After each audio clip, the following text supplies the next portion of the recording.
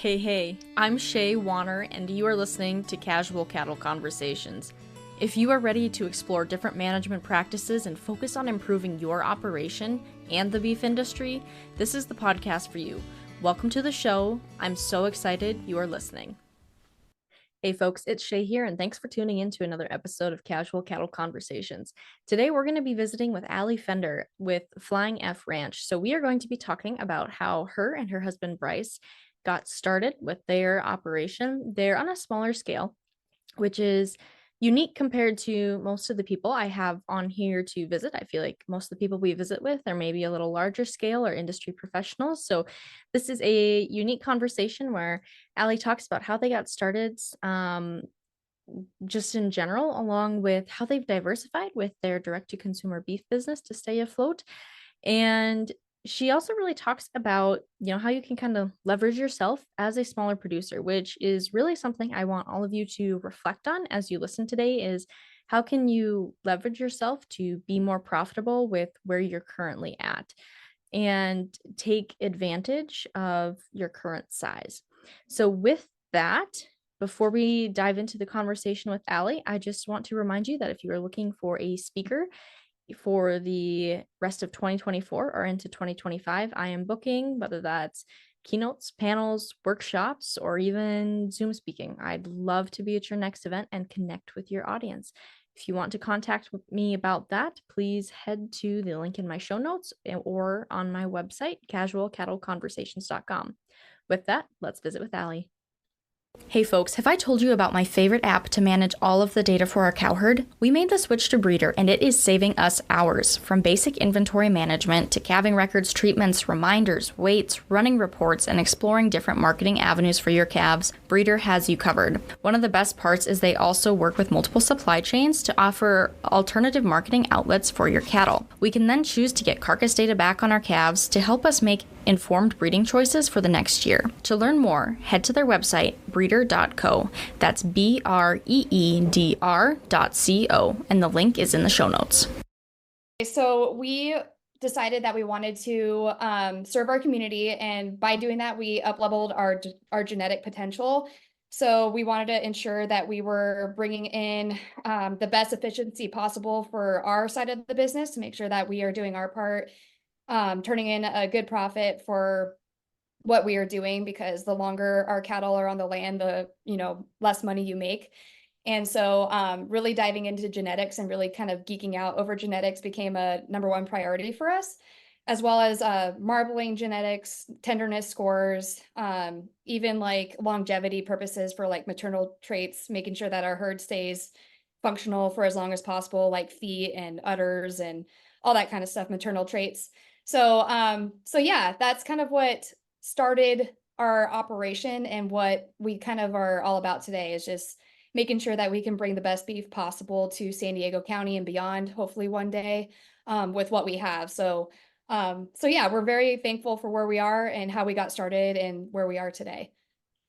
Do you feel like your location in San Diego County helped or hurt you more as you were getting started? Honestly, I feel like it helps. I feel like it helps because people, especially now after COVID happened and everything, people really want to know where their food comes from, and they really want to know the face behind agriculture. So when we first started, I started kind of diving into social media a little bit, and that kind of exposed who we were as ranchers, that we're kind of like a historical ranch in the county. And people really wanted to learn more about us, about our family, and about our beef. And that kind of like led into a way that I can advocate for the beef industry on both, the meat side and the cattle side. And that has helped us tremendously in business too. So I would say like 98% of our audience is really excited to know us, excited to learn from us, even being from the beach and never seeing a cow in real life before, but they can kind of live through that through social media. So that has helped a lot. You always get some hate online, or people that just don't understand and will never understand, and you really can't change their minds, and vice versa. So you kind of have to let those things slide and not let it bother you. But in general, I would say like we have a pretty strong community of people that really just want to know where their food comes from. So we're happy to, invite people to come and see our ranch. We've done ranch dinners here where people can learn more about the cattle side and the beef side and really where their food comes from. Well, awesome. And I appreciate what you said about, you'll get comments online, but you can't change their mind. And you're right, we can't change anyone's mind. It's ultimately up to our individual selves or their individual selves to change their mind, but we can present the truth and share stories. So I appreciate you Exactly. saying that. Now, talk a little bit about, you said you started with those 10 heifers you were gifted, and you have a background in the beef industry and dairy industry that, cattle run deep in your genetics. What else does Flying F offer now outside? Because you started with those 10, where are you at today? Yeah, so we started with those 10. We actually sold a lot of those cows to a really close friend of ours just down the road. So I can still kind of see them off the side of the road here and there, but we did end up buying 10 new heifers. Some of them were bred, some of them were not, back in 2021. And we bought a few bulls since then. So things have transformed into more of a Black Angus influenced herd. And we do have a few of our original girls around. So, and we kept them because they were good mothers. So we wanted to make sure that we were giving them the best potential possible by AIing them with good genetics that we want to keep around, and also buying bulls that are going to complement them well. So we kind of diversified in the more registered Black Angus side. My family has never ever done anything purebred before. It's always been a mixed herd of all kinds of things. Like we still have some dairy influence on my dad's property, some Herefords, some Simmentals, some Limousines, some Angus. It's kind of like a mix, which is totally fine. There's nothing wrong with that. But my husband and I really appreciate the data collection and the numbers that the Black Angus Association, among all the other purebred associations that are available to ranchers right now. So that's something that has diversified us a little bit. Additionally, as I kind of mentioned earlier, we want to make sure that we are able to offer more experiences for our community by doing dinners. We're going to be doing some picnics on the ranch. I want people to come and like actually feed the cows and ask the questions and, see the baby calves running around because, like I feel like a lot of people imagine a feedlot kind of situation like what we essentially run. We basically run a mini feedlot on our ranch. So we feed a grain finished diet to our cattle. But I want to show people like what we actually truly do. Like they're not just stuck in tiny little pens and being like force fed grain. Like they love their grain and they're on some pasture and they have access to fresh water and they have access to fresh sunshine and we're watching them every day. So I want to make sure that we're showing like exactly what we do because I want to ensure that we have that trust that essentially what everybody really wants within their food and in their end product when they're feeding their families. So we want to do more experiences and things like that. I'm working on that right now. We did have our first farm dinner on the ranch in October and it was amazing, but it was freezing. And it was like the one cold day of that week. So we kind of improvised and had like a little bonfire. We had a Santa Maria grill. So people were kind of like standing around, kind of watching the chefs cook while also staying warm. And I had one of my good friends next door has a flower field. So she brought her flowers and it was like a really cool collaboration kind of event. I had another friend come and donate her event tables and things like that. So turned out amazing. And I can't wait to do more of that. But we wanted to kind of get through the winter and the spring because our spring can be a little shaky sometimes with the weather, with rain and things like that. We've even had snow in the past couple weeks, so it's been like really unpredictable. So this summer I'm really excited to start doing a little bit more of that like experience kind of farm to table sort of events to make sure that we are, continuing to tell our story and also get beef into the mouths and bellies of people in our community. You certainly do a lot, and that Advocate of the Year award was very well deserving for you. Now, what really drove your decision to diversify from just selling direct to consumer and to add on, these farm to table events?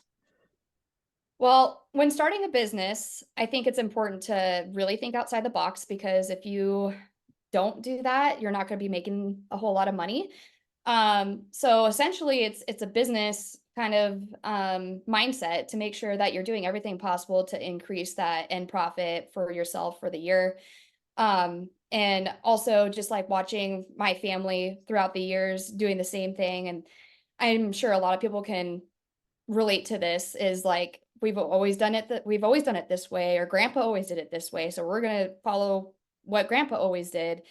And I've always been a little bit more of a risky type of person, somebody who likes to push the envelope a little bit and kind of like experiment. I'm creative.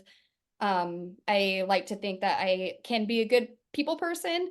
So using all those kind of different traits, I think is something that, every good business person should have.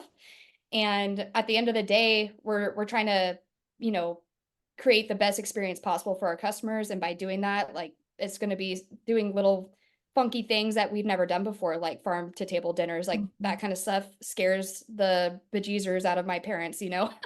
But for somebody like me, this is something fun and exciting, and we're able to share a story even further with strangers that can take, their experience home and share with their family and friends. Like, you won't believe like what I did this weekend. Like just an hour outside of San Diego, I went to this ranch and we had a dinner on the ranch and it was beautiful. And I never knew San Diego was like that.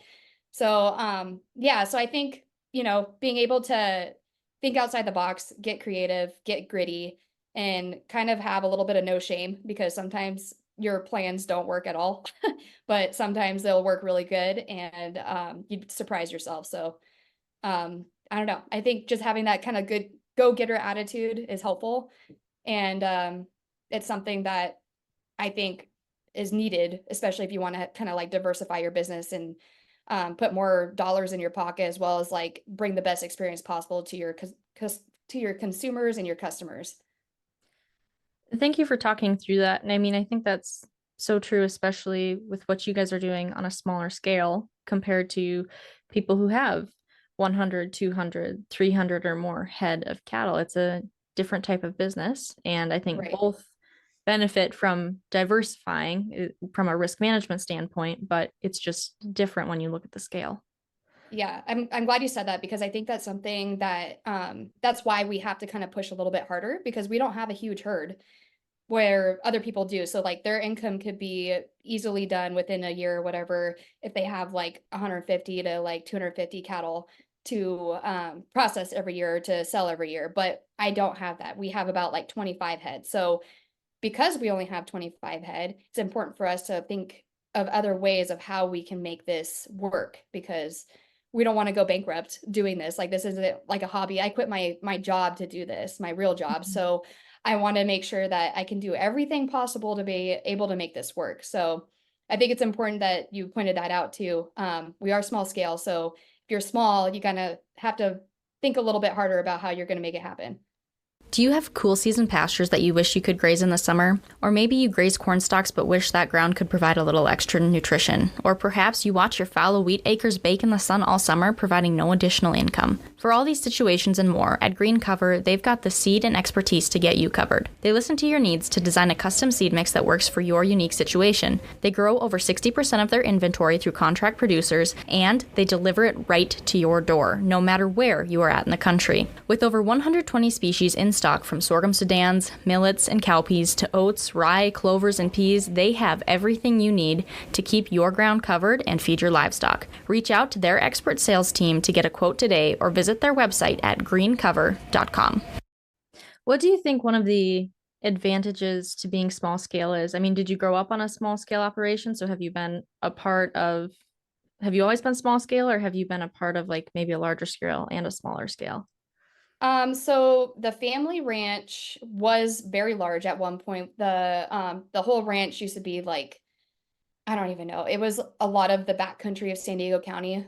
If I were to guess, it was probably like at least 10,000 acres or so at one point in time, which is big for here because we're a lot of hilly area and things like that, and it's not a huge county. But growing up, as I mentioned before, it was a dairy ranch. So we had all Holsteins and some brown Swiss cows. I want to say my grandpa had probably like 150 head of Mhm. dairy cattle. that they were milking twice a day, every day for forever. And then he decided to sell those cows in 1999. And he bought a ranch in New Mexico and ran beef cattle there. And then that's when everything here transformed into a beef operation only. So it was about, I want to say also he had about 150 head or so, maybe 200 head of beef cattle at the time. So this is like late 90s into the 2000s. And then my grandpa passed away in 2010. And at that point, the ranch kind of split up into different properties because it got split between four siblings. My dad got the main ranch where the main dairy was. So he runs about 130 head or so, give or take. So it's always been like, that's not huge, I guess, but it's like a fair amount for our area. Because we're in Southern California. We're not like in Nebraska or somewhere like that where there's like thousands of head of cattle. So I would say it's pretty small scale, but I'm even smaller than that, like just Bryce and I having our own herd. But we're just across the street from my dad, so we do a lot of work together as a family. So it's been a lot of learning from both sides, I guess you could say. Do you think there are advantages to you being smaller? Like when you think about, I mean, I guess anything. Yeah. I think when you're smaller, you can take riskier decisions, and also you're able to kind of, walk through, or almost like what's the word? Like test things a little bit easier instead of like having like a big amount of cattle to process to at a meat processor or something like that. I can process like two or three and see how it works and see how the pricing works and things like that instead of like sending 10, you know what I mean? So like we're actually in the process of doing retail cuts of beef as well. So this is like something that we're on a smaller scale. So we're able to kind of like see how this works, tweak things if we need to, tweak pricing if we need to, kind of ask customers how they're enjoying the experience and things like that. So I think that's what's nice about being small is we're able to have a better relationship with our customers. We can have one-on-ones with them. And we can essentially like really nail down our end product for everybody at the end of the day. So I would say that's what I think is nice about it. And then hopefully in the future, we can start to scale slowly. And like, for example, we're going to be buying some cattle from my dad that we put some of our Black Angus bulls on his herd. So we know that the genetics are good, and we'll select, whichever steers and heifers that we think are going to be suitable for our beef program and be able to scale from there. So we're working our way up. So I think it's nice to start small so you can kind of scale slowly and make sure that you're taking all the right precautions and steps to get to where you want to be. Or when you say your beef program now, does all the beef get sold locally or do you ship nationally? We don't ship nationally. That's always been like a hot topic between my husband and I because we don't feel like we really need to, just because we are in San Diego County. It's a lot of people not that far away from us. So like for example, I just put our wholesale beef, so just wholes and halves of beef for sale online a couple weeks ago, and it sold in 4 hours. And that's just local, so we don't really need to, like, it's not like I live in the middle of Kansas and need to ship it out because I don't have the community right there. So that's very nice for us, and we're very thankful that we have a community of people that really want our product. So we don't need to ship. I don't think I really want to ship because I do want to focus on the local side of things. And honestly, it's going to be easier for us too. I don't have to do that, but we'll see. I'm not sure, like things could change. I can totally see myself shipping to friends and family that live in like Montana or elsewhere in the country and things like that. And then if that does well, then awesome. But also, I think it's going to be fun to be able to serve our community, especially when we do get our retail beef in. And our plan is to start doing beef boxes to start and then sell at one of our friends' antique shops in town. So just have like a freezer space and people can pick up their orders whenever they make their order or whatnot. So yeah, I think we don't really need to ship yet, but right now we're still kind of working out the kinks and stuff because we haven't even processed our USDA retail cut beef yet, but it's all hopefully coming together soon. That's exciting though. And I mean that makes sense. I was just curious about how you handled that or if you needed to ship because some people say I've heard, I think it was even just last week I was on a phone call with someone and they're like, "Well, if you're not shipping beef, you're not going to make it." And I was like, "Well, I feel like that really depends on the individual business." Yeah. So, I appreciate your perspective. Yeah, I definitely think it depends on location and availability and what your customer base is.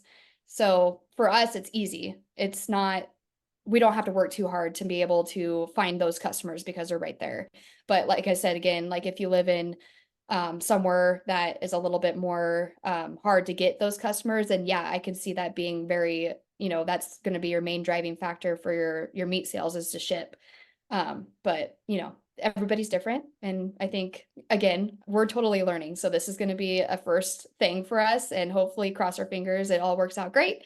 But yeah, it's going to be an exciting and a lot of learning curves, I'm sure I can foresee in the future. So, what is your favorite part about working in the beef industry? It might sound cliche, but I love telling our story and I love talking to people that have no experience within the industry at all. And I know you mentioned Beef Advocate of the Year, and that is like a huge honor for me. And that was a big surprise. And I'm like so thankful for that. But it's something that I truly love to do is to tell our story as just our family, and then as well as our story as a nation for the cattle industry, because we grow the best beef in the world, hands down. And it's all thanks to like innovative practices, genetics, feed programs, and just all the things. Our veterinarians, everybody is working so hard to make sure that we are providing the best end product possible. And it's something that really needs to be shared. And I know that we get a lot of backlash from big organizations like PETA and DXE and all these crazy animal rights people, and just sharing the wrong information essentially and trying to use fear tactics to scare people away from eating any sort of meat as any sort of meat that is available to them. So I feel like it's a duty for me, and I'm the type of person that I stand up for the little guys, and I want to make sure that I'm honoring like my heritage and like the truth essentially. So I think yeah, for me, I just want to make sure that I'm sharing our story, and I love having those communications with people that have no idea. And like, they like light bulbs go off all the time when I'm speaking with people and they're like, "Wow, I didn't know that. That's interesting. Like I'm going to take that home to my family and I want to buy your beef." And so it kind of like works full circle for me when I speak about it in that kind of way, and also like trying to tie it back to that person too. Like I'm a mother, so I like to make conversation with other mothers about like the benefits of beef for feeding your family and all the like different like tactics you can use in the kitchen when it comes to providing beef for your family, and all the nutritional value, things like that. I love having conversations with moms and about like shopping in the grocery store, like little things like that. So yeah, that's what I enjoy the most about it, I would say. Awesome. Well, as we work towards the end of our conversation here, what's a pasture hill you're willing to die on? So, what's that hill you're willing to die on, but put a beef industry twist on it? Okay. A hill I'm willing to die on is California is an amazing state. And I always get a lot of flack on this online. And everybody loves to hate California. And I am a diehard California lover for life. And I think a lot of people view California as LA or San Francisco, and that's all they see. But California has so much rich agriculture here. We have over 400 commodities that we grow and produce and ship out to the nation as well as the entire world. We're like number 5 in the economy. I could be wrong on this, but we're like number 5 in the world for agriculture. So I will die on the hill that California is just a really amazing state, and people need to come and visit us and see what we're all about, because there's a lot of good people here. A lot of people here are very down to earth, and everything you see online and everything you see on the news is a bunch of baloney, in my opinion. And there's like 2% of that, and the rest of the state is a lot of really awesome people. So I will die on that hill because the ranching community and the cattle community in California is top notch too. All right, Alli. Well, do you have any other final thoughts before we wrap up today? Eat beef. I don't know. All right. Well, thank you for being on the podcast. I appreciate it. Thanks, Shay. This was fun. And that's a wrap on that one, folks. Thank you, Alli, for being a part of this conversation. And thank you to everyone who listened. If you want to learn more about Alli, I included the link to her website in my show notes. And remember, the best way to support podcasts, whether it's my podcast or even go listen to Alli's podcast as well, is to give a rating and review, and even better yet, share it with a friend. With that, have a great day and happy ranching, folks.